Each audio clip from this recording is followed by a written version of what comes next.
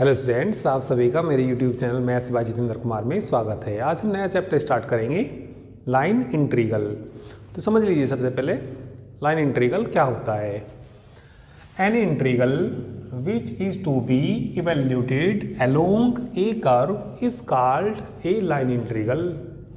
यदि कोई भी इंटीग्रल जो कि ज्ञात किया जाता है किसी कर्व के अलोंग, तो वही क्या कहलाता है, लाइन इंटीग्रल कहलाता है। कोई भी इंटीग्रल किसी कर्व के अलोंग, ठीक है, ज्ञात किया जाता है तो वह इंटीग्रल क्या कहलाता है, लाइन इंटीग्रल कहलाता है। ठीक है, अब ये एग्जांपल करेंगे, किसी कर्व के अलोंग इंटीग्रल करेंगे तो उस इंटीग्रल को ही क्या बोलते हैं, हम लाइन इंटीग्रल बोलते हैं। ठीक है, इसके एग्जाम्पल देखना, अभी आगे एग्जाम्पल कराऊंगा।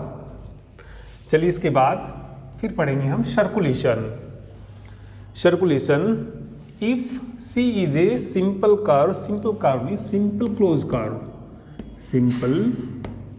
closed curve, then the tangent line integral of f vector around C is called circulation of f about C.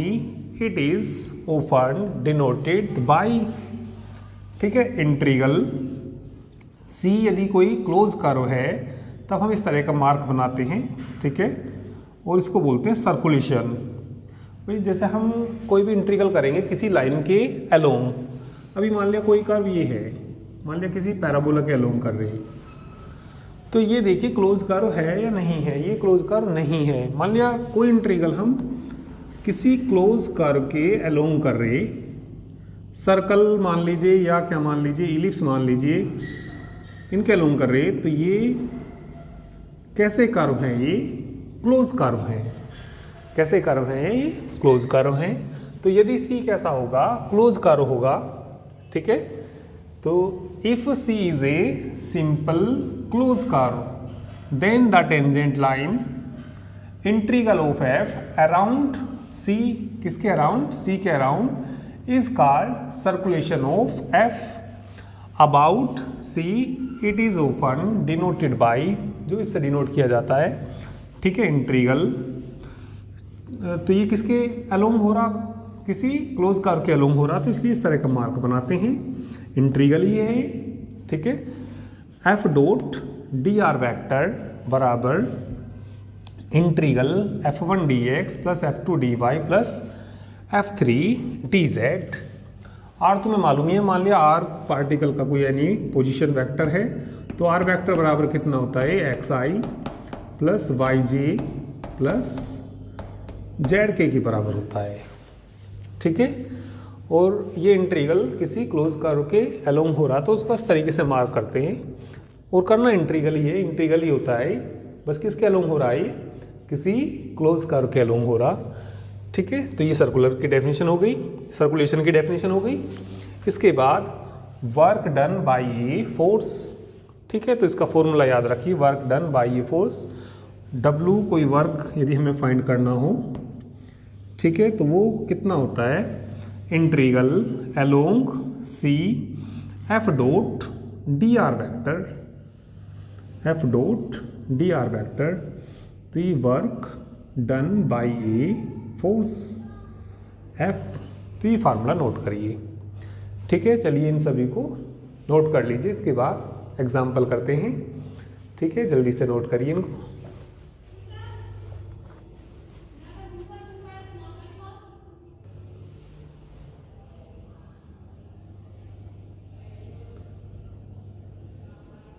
चलिए तो एग्जाम्पल नंबर फर्स्ट देखिए।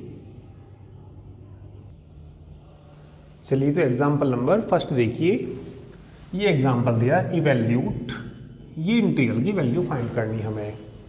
ठीक है, इवैल्यूट ये फाइंड करना, इवैल्यूट क्या करना है,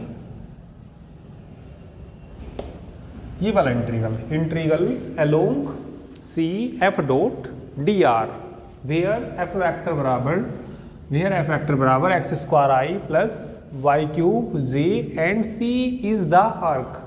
C कोई चाप है, C कोई चाप है ऑफ द पैराबोला y बराबर x square in the x y plane.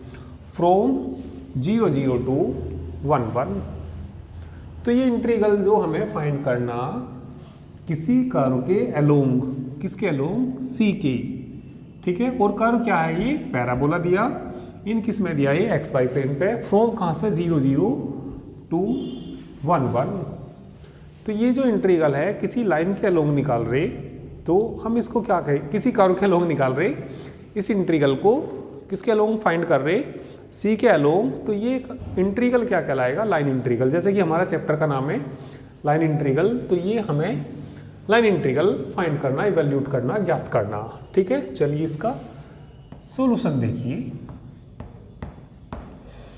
इसका सॉल्यूशन देखिए। तो हम पहले एफ डॉट डी आर निकालेंगे। तो आर वेक्टर बताइए क्या होता है।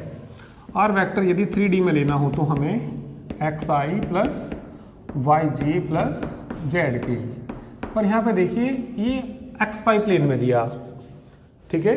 जो कर्व दिया किस में दिया, एक्स वाई प्लेन में। तो एक्स वाई प्लेन में आर वेक्टर को बताइए क्या लेंगे, x i plus y j लेंगे।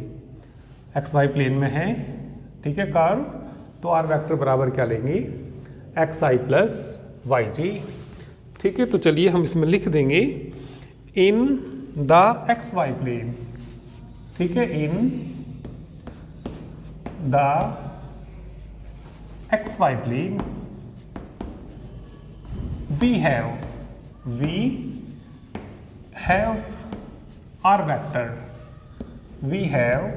आर वेक्टर बराबर एक्स आई प्लस कितना, वाई जी।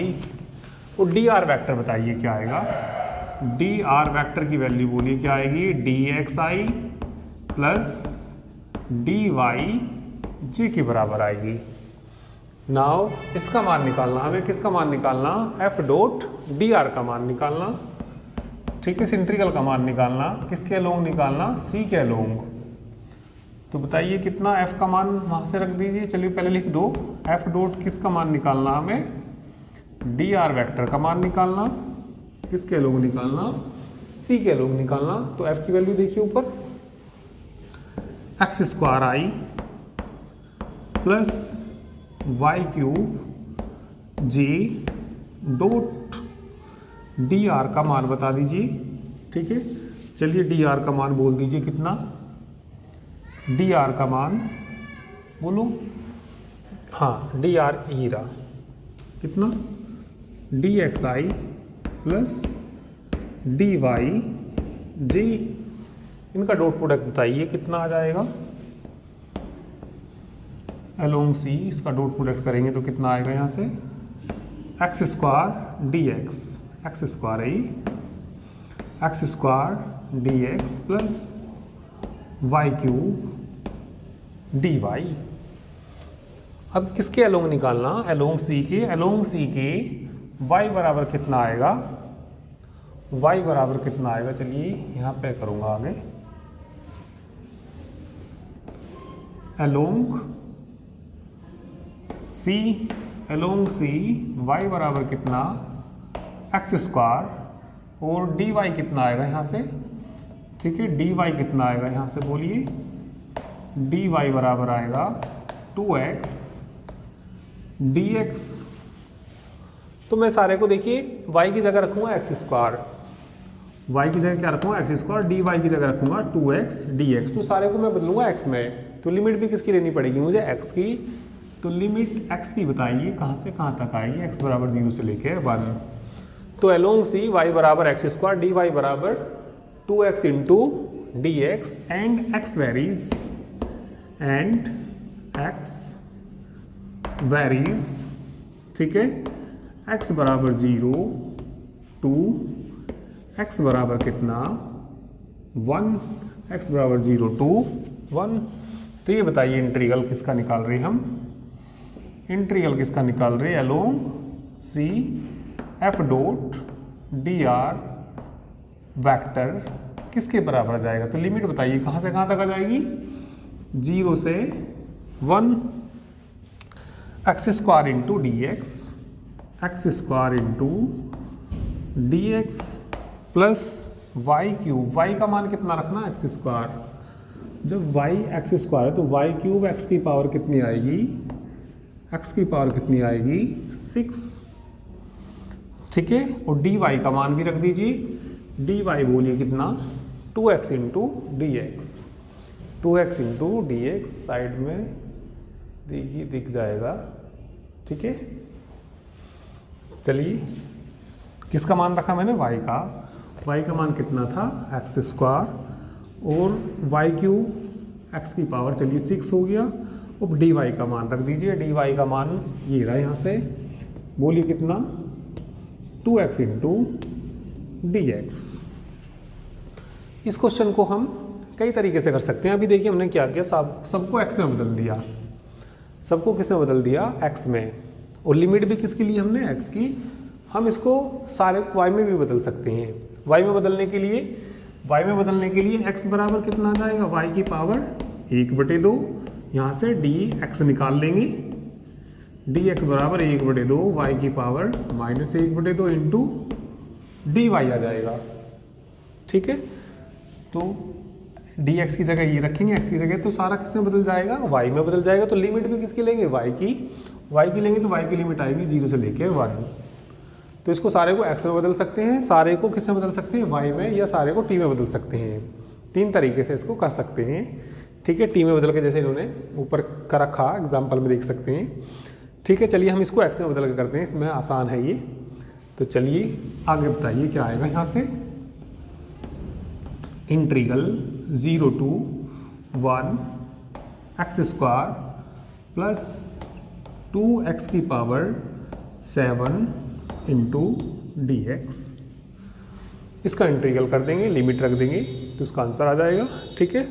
एक्स स्क्वायर का x³/3 प्लस 2x की पावर 8/8, ठीक है। लिमिट रख के आंसर आ जाएगा। कर दोगे इंटीग्रल, हो जाएगा ना, ठीक है, सिंपल है, हो जाएगा। चलिए नोट कर लीजिए इसको, एग्जाम्पल नंबर ये फर्स्ट हो गया हमारा।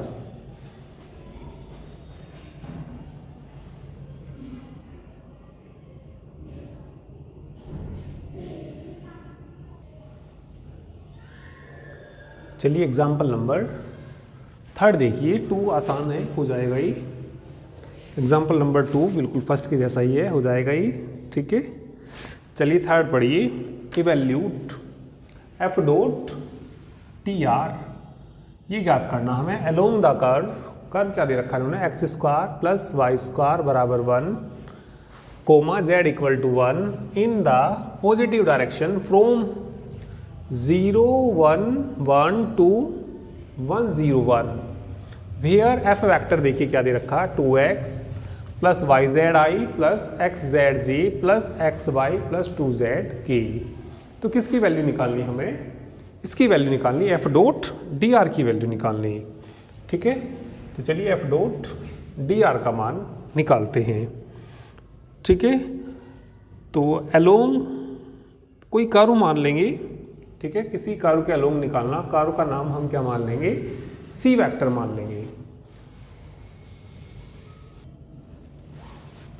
तो जिस कर्व के अलोंग निकालना उसको हम मान लेंगे सी कर्व मान लेंगे। तो इसका सॉल्यूशन देखिए, ठीक है। सॉल्यूशन देखिए इसका, let the given curve, let the given curve denoted by C, denoted by C, जो गिवन कर्व है हमने उसको किसे डिनोट कर लिया, सी से डिनोट कर लिया, ठीक है। और आर वेक्टर बताइए, वी हैव आर वेक्टर का मान बताइए क्या होता है। आर वेक्टर बराबर होता है x i plus y j plus z की। इसकी वैल्यू निकालनी, किसके अलोंग निकालनी, सी के अलोंग।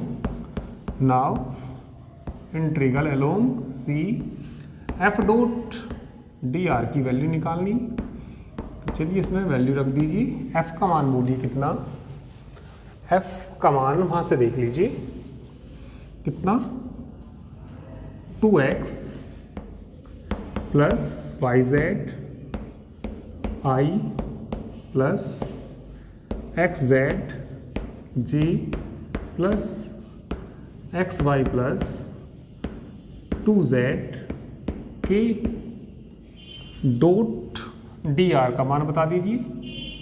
जब आर वेक्टर ये होता है तो डी आर वेक्टर बताइए क्या आएगा, D x i plus d Y j plus D Z के।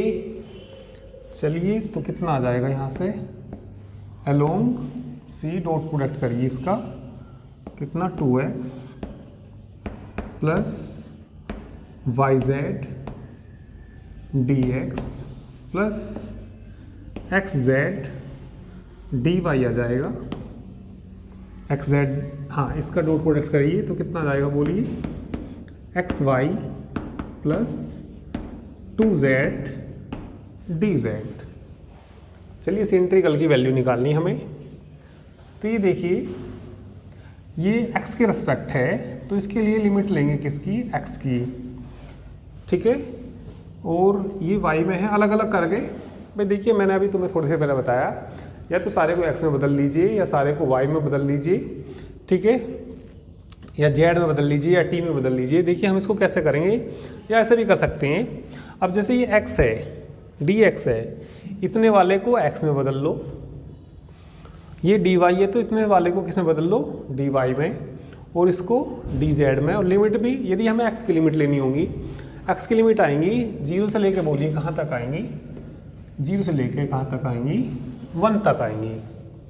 y की लिमिट लेंगे तो 1 से लेके 0, और जैसे z बराबर किसके यहाँ पे 1 की, dz कितना आ जाएगा 0, तो ये वाली, ठीक है, ये सारा क्या हो जाएगा 0 के बराबर हो जाएगा। तो देखिए क्या बनेगा अभी इंटीग्रल, ये इंटीग्रल देखिए नीचे थोड़ी जगह है, कर देता हूँ, दिखाई दे जाएगा ना, x के रेस्पेक्ट कर रहे तो इसको सारे को किस में बदलिए, x में। तो लिमिट x की बताना, 0 टू कितनी आएगी 1 2 x प्लस y का मान x में रखिए, y का मान यहाँ से इधर चला जाएगा, अंडर रूट कितना बचेगा 1 माइनस एक्स स्क्वायर, जेड का मान बोलिए कितना 1, और इंटू कितना बच जाएगा, ये इंटू कितना बच जाएगा dx प्लस, ठीक है, x इसको किस में बदलना, हमें y में बदलना, सारे को किस में बदलना, y में। तो चलिए x का मान बोलिए, x का मान y में बोलिए, और इंटीग्रल बोलिए, लिमिट भी किसकी लेंगे इसमें, y की लिमिट लेंगे। y की लिमिट कितनी बताई तुमने, ठीक है, ये रही 1 से लेके 0, x का मान under root 1 minus y square, z का मान कितना 1, और कितना आ जाएगा dy, और dz कितना 0, तो ये क्या हो जाएगा 0 हो जाएगा, ठीक है। चलिए इतना नोट कर लीजिए, इसका इंटीग्रल कर देंगे तो इसका आंसर आ जाएगा, ठीक है। चलिए इतना आप लोग नोट करिए, मैं ऊपर से मिटा के इसके बाद ऊपर करूँगा।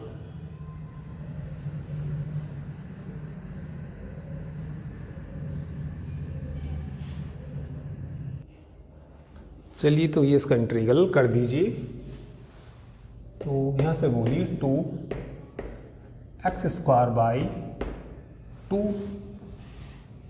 लिमिट 0 टू 1, चलो पहले इसका भी कर दीजिए, या इतने की लिमिट रख दीजिए, कितनी बोलिए 0 टू 1।